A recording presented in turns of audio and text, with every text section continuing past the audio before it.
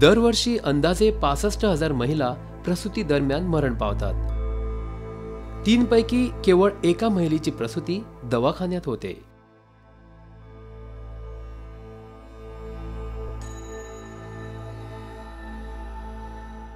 आपण बदल घडवू शकता. आपण आपल्या जिल्ह्यात मातांचे जीव वाचवू शकता.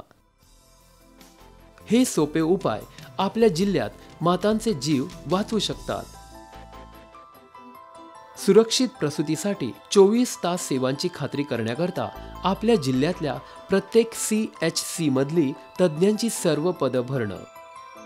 दर महिन्याला 2 माता मृत्यूंची लेखापरीक्षा करणं आणि अहवाल स्थानिक वर्तमानपत्रामध्ये प्रसिद्ध करणं. जिल्ह्यात एखाद्या महिलेचा प्रसूती दरम्यान मृत्यू झाल्यास 24 तासांच्या आत ही माहिती जिल्हा पातळीवर पोहोचते. मग आम्ही लगेचच संबंधित आरोग्य कार्यकर्ता आणि वैद्यकीय अधिकाऱ्याला FIR पाठवायला सांगतो. नंतर आम्ही घटनास्थळी जातो आणि मातेच्या मृत्यूच्या कारणाचं विश्लेषण करतो. मग आम्ही भविष्यात अशा मृत्यूंना कसा आळा घालावा याबाबत अहवाल तयार करतो.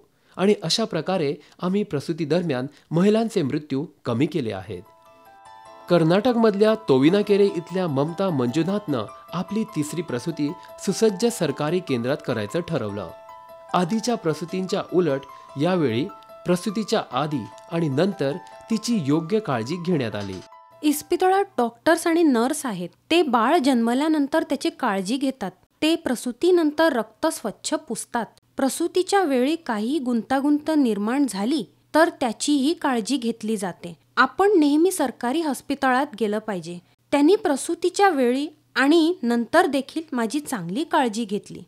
प्रत्येक महिलेला तिच्या जननी सुरक्षा योजना JSY पेमेंट हक्काची रेडिओ, वर्तमानपत्र किंवा SMS माध्यमाद्वारे माहिती असावी याची खात्री करा.